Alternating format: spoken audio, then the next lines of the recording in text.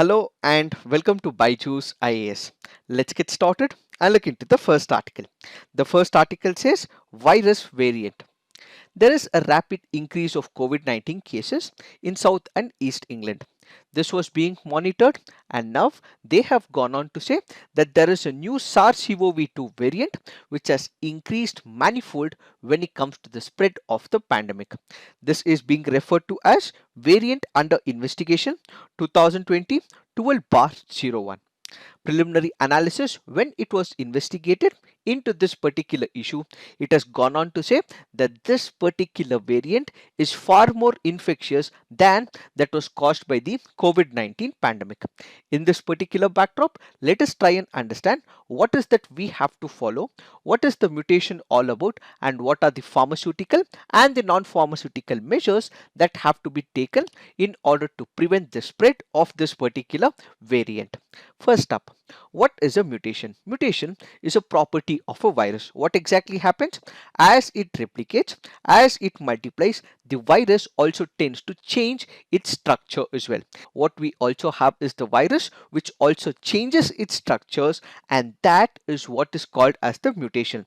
So as a particular virus replicates, it results in the emergence of new strains which may be less effective or it can be more effective as well. In the present scenario, the strain of the COVID-19 has become more effective, it has changed its complex structure, and as a result, the infection that is spread is far more effective than the original COVID-19 present. So what we have to understand is that because of this particular scenario, that which was present in the United Kingdom, Indian government has taken some precautionary steps. What are these precautionary steps? The government of India has joined over 2 dozen countries in banning inbound travel from the United Kingdom, where this particular mutated strain of novel coronavirus has been spreading more effectively. The Ministry of Civil Aviation has decided that all flights originating from the United Kingdom will be suspended from 11:59 p.m. December 22nd till 11:59 p.m. on December 31st. So this particular initiative has been taken by the government of India as a precautionary note. In case there are people who have already traveled, such people, such individuals will have to go through the RT-PCR test, and only if they are tested negative is when they will be allowed. And these people will also be monitored by the government in case they have come from the foreign countries. In this scenario, what we have to do is limit the spread of the variant virus. How do we do it? There are two approaches to it. One is what is called as the pharmaceutical approach. The other is what is called as the non-pharmaceutical approach. What is this non-pharmaceutical approach? As the very name denotes, there is no use of medicine or there is any vaccine involved when it comes to the non-pharmaceutical approach. So this is basically to avoid any types of contacts with the infected patients. We have to make sure that we wash our hands periodically, wear a mask, keep distance from each other, and also reduce any type of social contacts as well. So the major non-pharmaceutical approach is to maintain social distancing, wash the hands, and also wear mask in all the scenarios.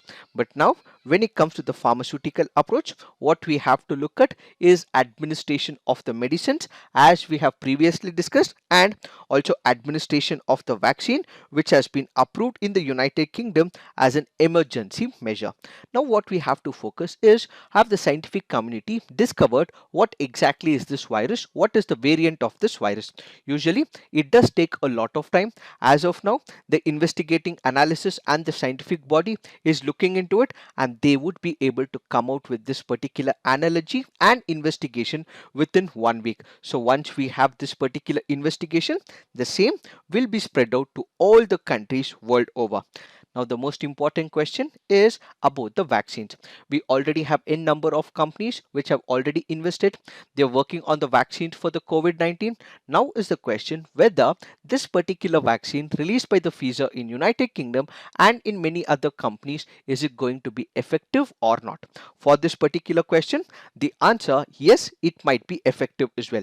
It might also produce antibodies which might also prevent the spread of the COVID-19, or it can also also fight against the spike protein of the COVID-19, and we also have the T cell immunity, which can also fight the virus as well.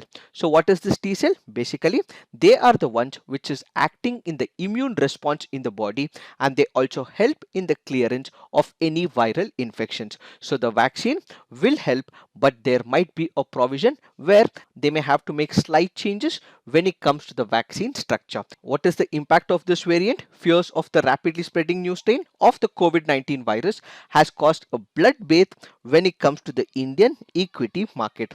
What has happened right now? The Indian rupee has weakened against the dollar. The rupee has declined to a 2-week low at 73.79 against the US dollar, and the NSE Nifty index has also fallen in the present scenario as well.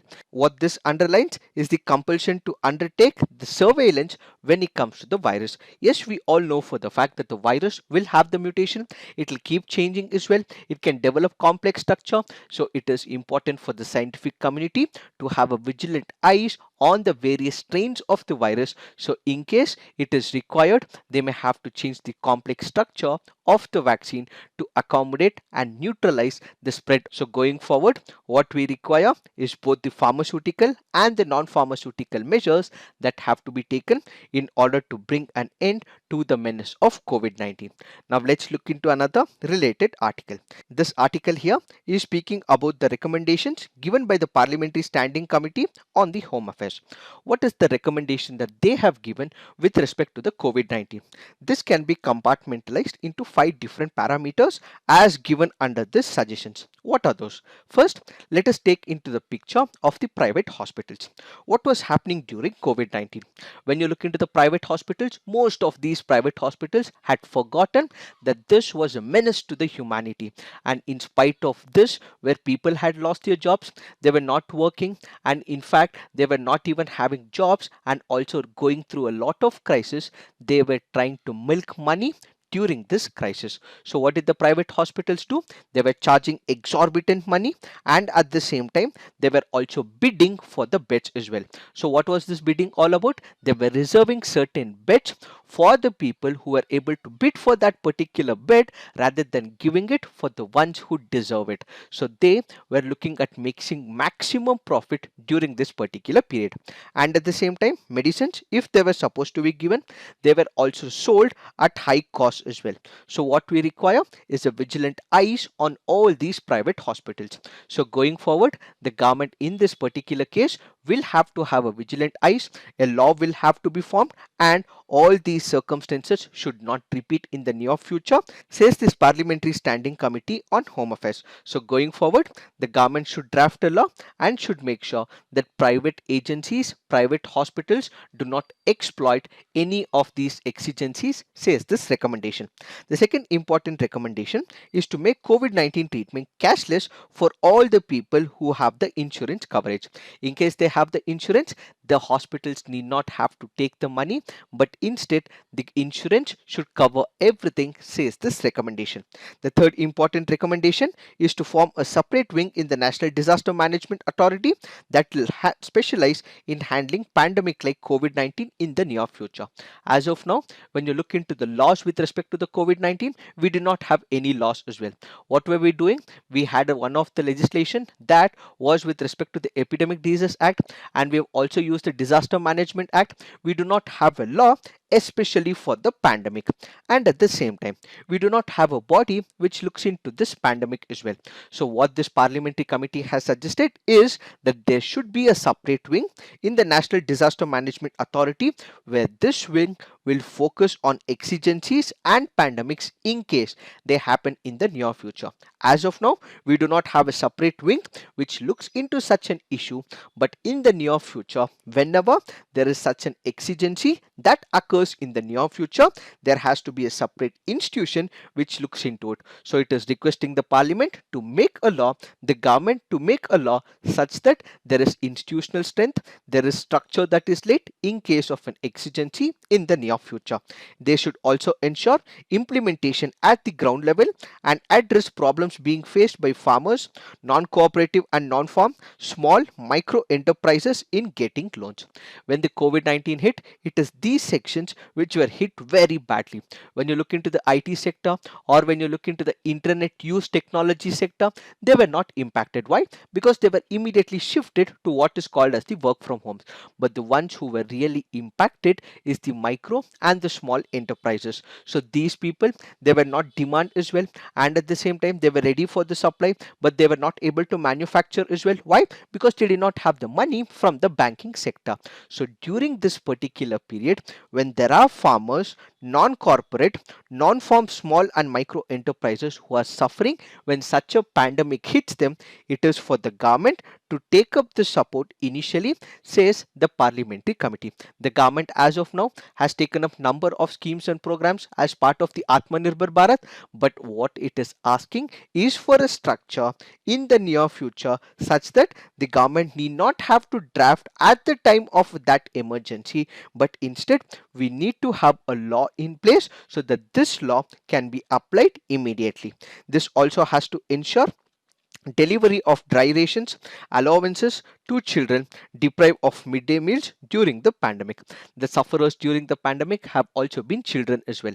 Why? Because most of these children were getting nutritious food when they happened to go to the school as well. Now, since the pandemic has suspended the activities of the school, these children are not able to go to the schools, they are not able to get the food, and as a result, there is nutritional dearth as well. So, going forward, if such a scenario occurs, and going forward even in the present scenario, what the government will have to do is to deliver all these children who are deprived of the midday meals package fooding, says this article. Or if you cannot do it, also provide dry rations such that they get the nutritious food. Going forward are some of the recommendations given by the Parliamentary Standing Committee on Home Affairs. It is this that we have to understand with reference to this article. Now let's look into the next article. This article here is speaking about the political turmoil that which has been unfolding in the country of Nepal. What is the context? Nepal has plunged into political crisis. Why? Because the Nepal Prime Minister Oli has recommended for the dissolution of the parliament. This was also approved by the president, and this recommendation was accepted, and now the parliament of Nepal is completely dissolved. So what has happened right now? The lower house of the country's parliament was dissolved on the recommendation of the prime minister by the president.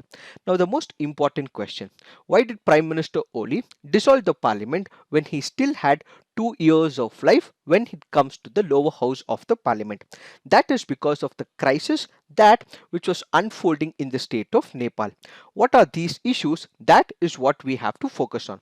First important factor is the rift in the Nepal Communist Party. What was the rift or the dilemma or the issues when it comes to this political party? When you go back to the 1990s, you have two important left political parties. One is the Communist Party of Nepal, which is called as Unified Marxist-Leninist, which was led by Oli, and you also have another left party called as the Communist Party of Nepal, Maoist Center, led by Prachanda. Both these organizations, though they follow left-wing ideology, but they had ideological differences within the fold of left as well. So what do? They do not have any types of approachment. They do not want to form the government. They had lot of issues amidst themselves, and as a result, what you see is that these two groups were contesting elections as different political parties, and as a result, they were not able to form the government because enough numbers were not there to form the government. Since they realized that they were not able to form the stable government at the national level, what they did was formed a new political party called as the Nepal Communist Party. So what is this Nepal Communist Party? All the differences that which was present between both these factions, they came together, they made sure that all the differences are sorted out, and ultimately came up with one single party, and that is what is called as Nepal Communist Party. They also had entered into an agreement. The agreement was about power sharing between both the political parties, but Mr. Oli was reluctant to hand over power to the party led by Mr. Prachanda. So what exactly happens? Oli chose to impose his will on the NCP.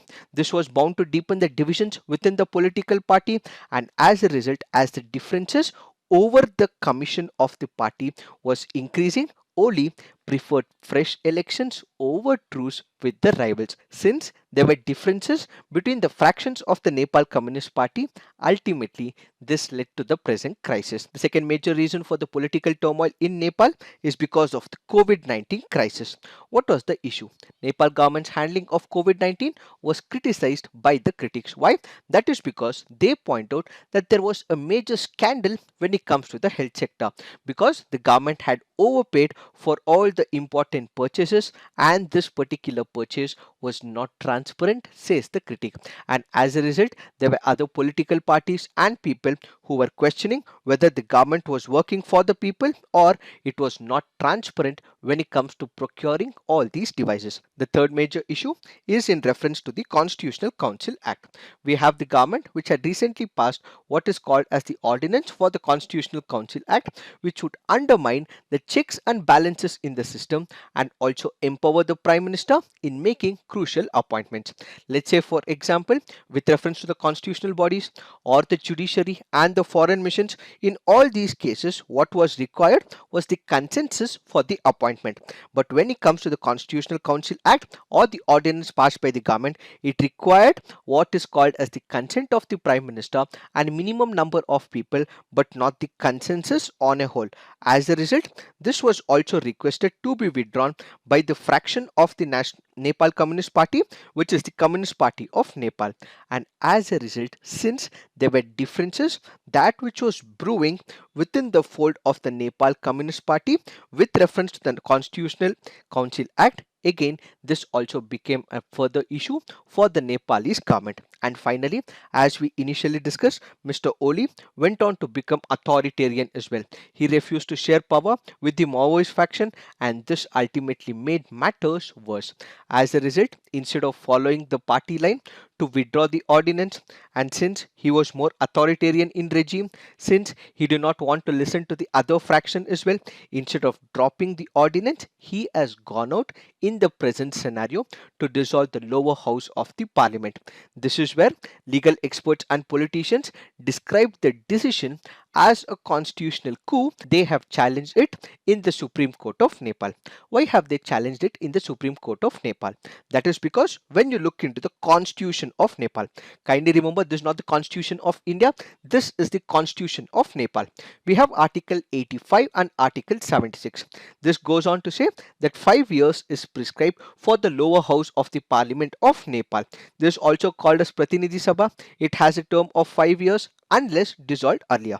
So when they can dissolve only in such a scenario where there is a hung assembly or there is no party which manages to form the government.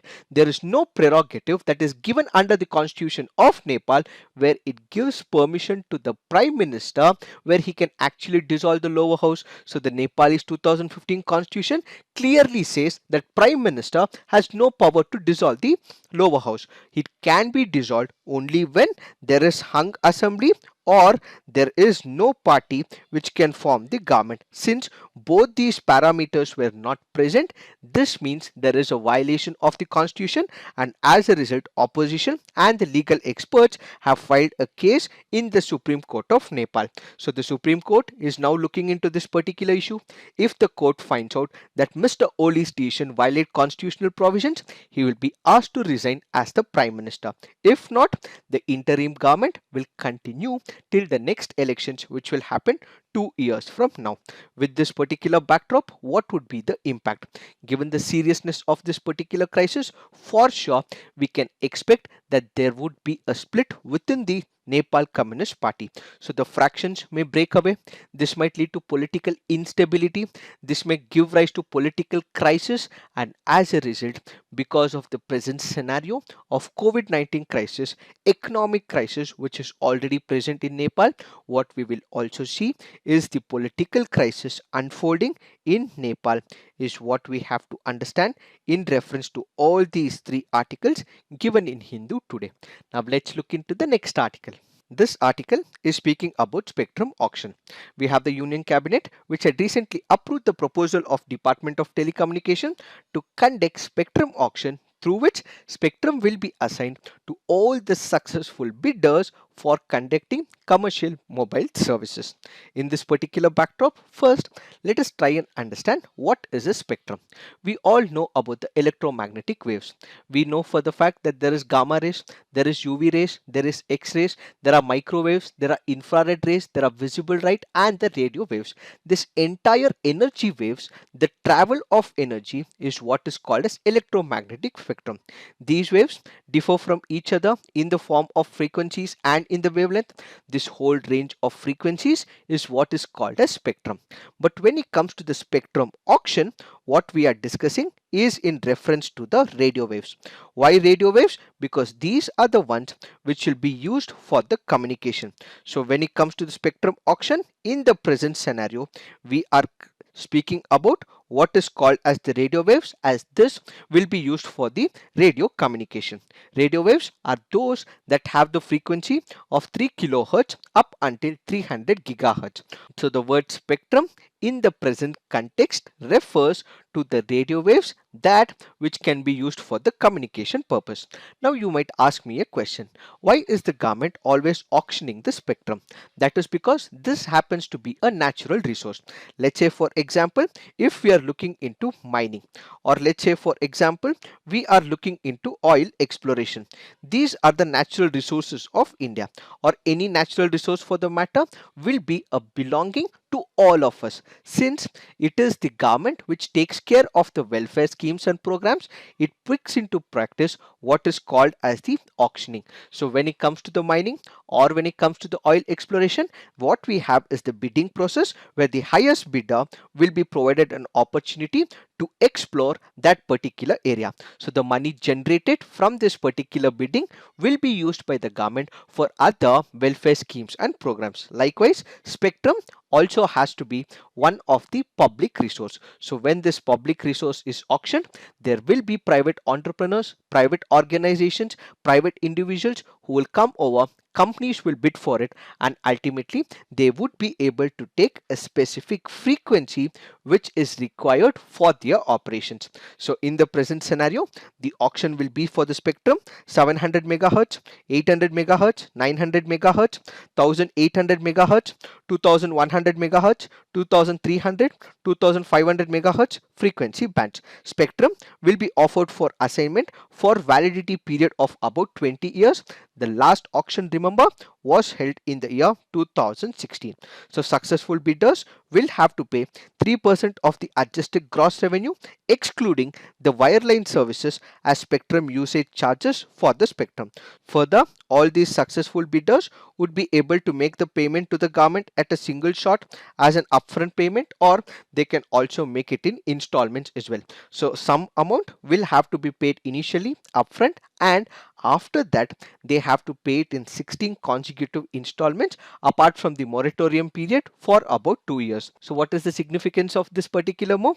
By winning the right to use the spectrum through this particular auction, telecom service providers will be able to augment the network capacity, where all the present telecom service providers would be able to provide better services to the people, and in case there are new players, they will also be able to start off with their services. That happens to be the significance. However, this will also depend on other factors as well. What are these factors? That is what we will be looking under this article. The first one is what is called as the reserve prices.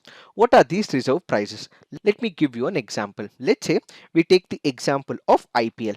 What happens in IPL? There is a base price that is set for the players. Let's say for example we have Bumrah. Let's say the base price that is set for Bumrah is about 10 crores. So this 10 crores will be the default price, and any team will have to spend more than this in bidding process to get Bumrah into their team. So if Bumrah is paid about 11 crores, he might go to Mumbai Indians. If he's paid 12 crores, he might go to RCB. If he's paid 13 crores, he might be going to Delhi Daredevils. So there is a fixed benchmark that which is laid. The minimum amount, that minimum amount when it comes to the spectrum is what is called as the reserve price. So what is the reserve price? The minimum amount that which has to be paid for the government for the spectrum sold at the auctions is what is called as reserve prices. What is the major issue right now? When you go back to the year 2016, the government had also come up with spectrum auction as well. Back then, the reserve prices for a particular frequency, that which was set by the government, was exorbitant and more, and as a result different bands were not sold and the government suffered losses as well. The government had expected a revenue generation of more than 50 billion, but what they got was comparatively less, says this article. And as a result, the government going forward, if it is coming up with the spectrum auction, it has to keep the reserve prices at a very less price, says this article. If the reserve prices are more for the spectrum auction for multiple bands as given in this particular picture, then there might be issues that companies might not actually take up all the bands, says this article. So the reserve price is a direct action which can be taken by the government, which will have an impact to the telecom service providers. Then there are other indirect channels as well. What are those that will also have an outcome on the spectrum auction? One is the voice over internet protocol, second is the unlicensed spectrum for the Wi-Fi, and third is the 5G auction. Let's take the example of Airtel, or let's take the example of Jio, or let's take the example of Vodafone.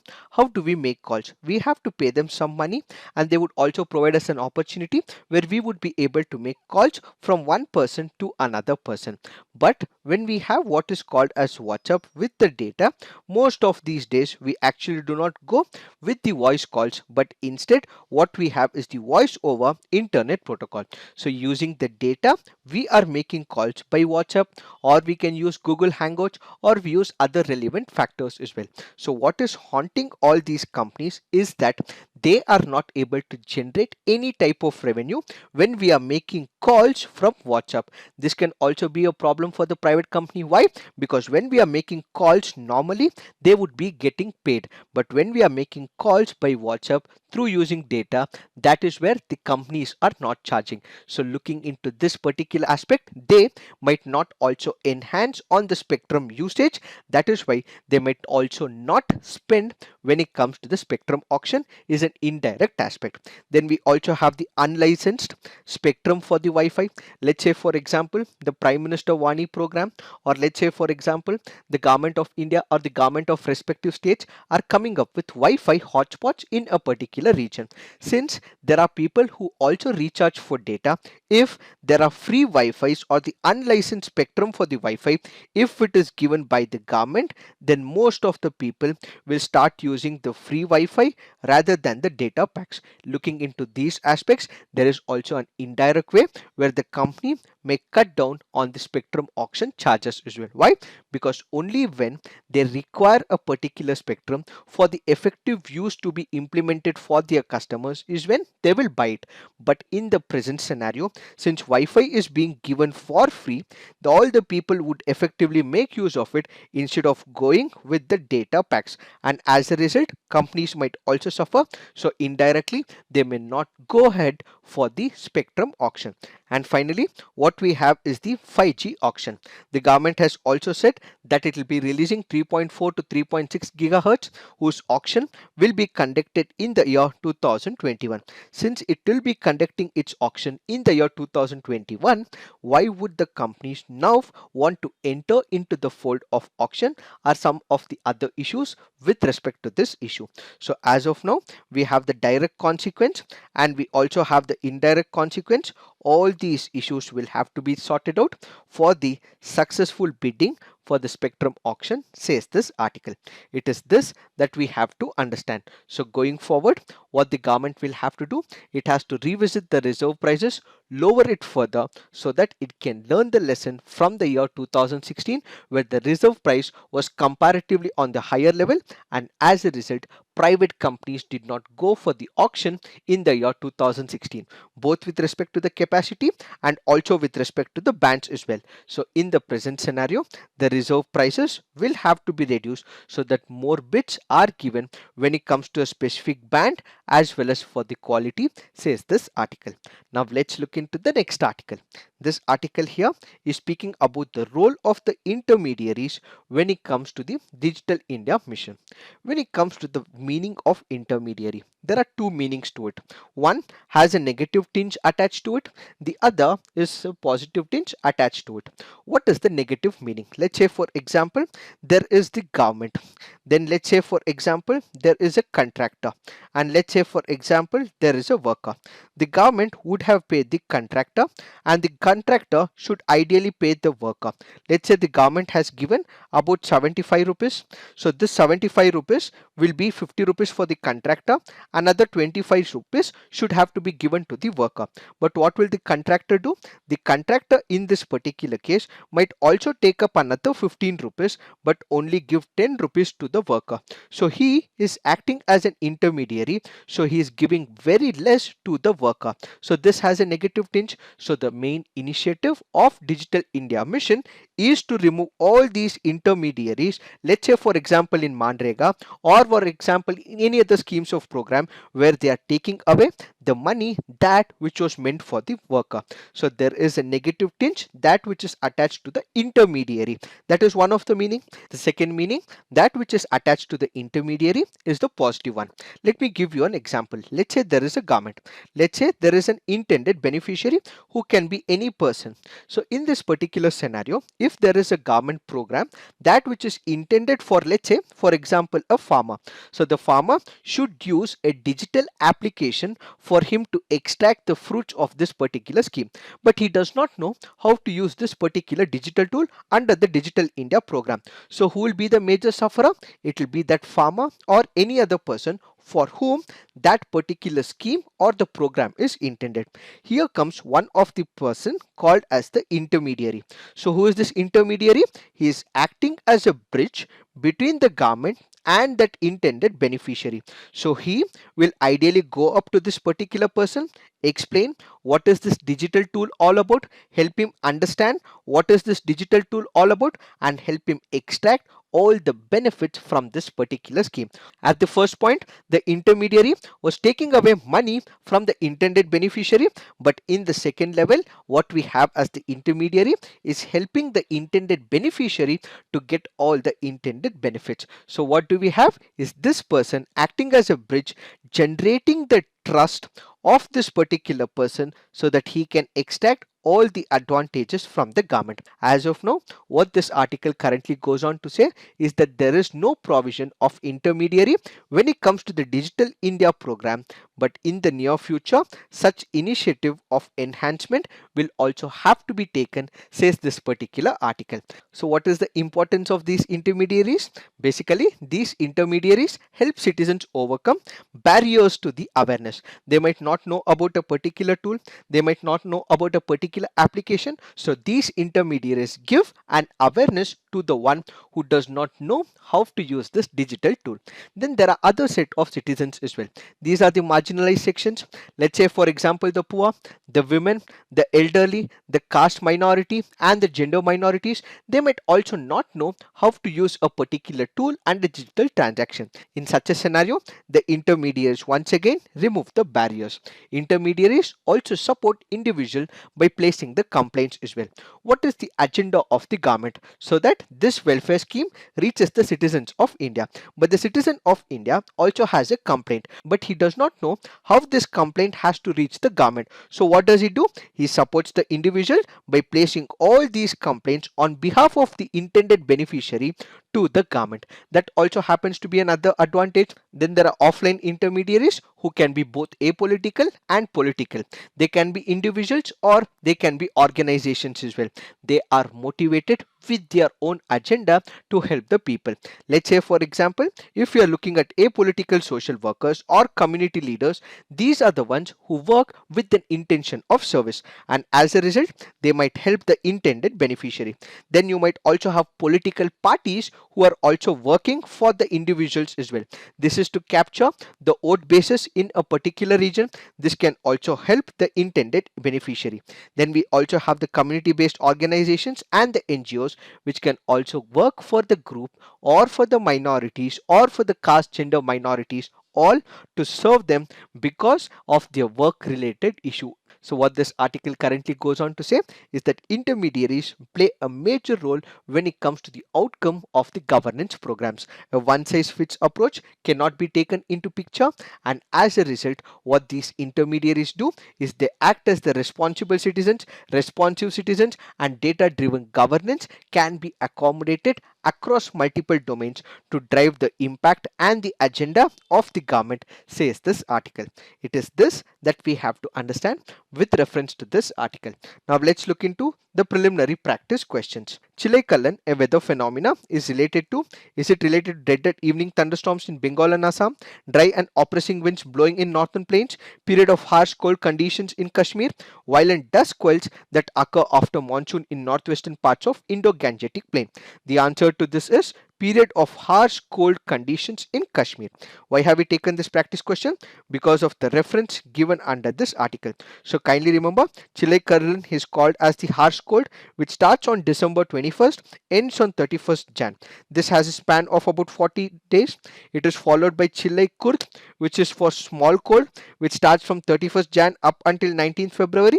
Then it is followed by Chile Bache, which is the baby cold, which starts from 20th December up until 2nd of March. Now let's look into the next practice question. Which of the following statements is or correct about lion-tailed macaque? It is endemic to the rainforest of Western Ghats and spreads over three states of Tamil Nadu, Karnataka and Kerala. Its IUCN status is endangered. The answer to this is both. Why have we taken this practice question? Because of the reference given under this article.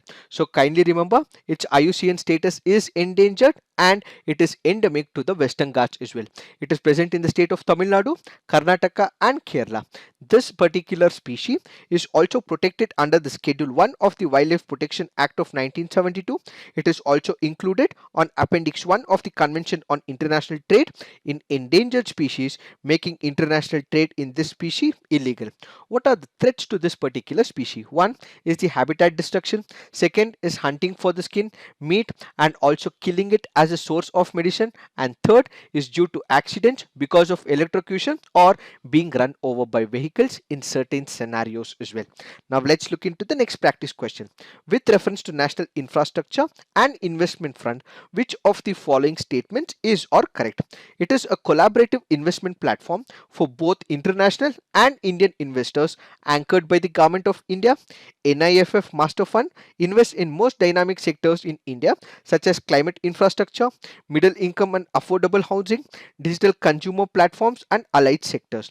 Which of the statements are correct? The answer to this is one only. Why have we taken this practice question? Because of the reference given under this article. Kindly remember, when it comes to the master fund, they invest in the core infrastructure sectors such as transportation and energy. When it comes to the NIFF fund of funds, they invest in climate infrastructure, middle income and affordable housing, digital consumer platforms and other allied sectors. Now let's look into the next practice question.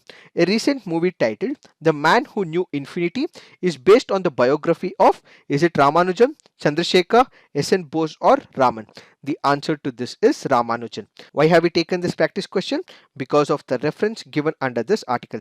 For all those of you who love mathematics and want to read more, please look into this particular article as we celebrate the 133rd birth anniversary of Ramanujan sir.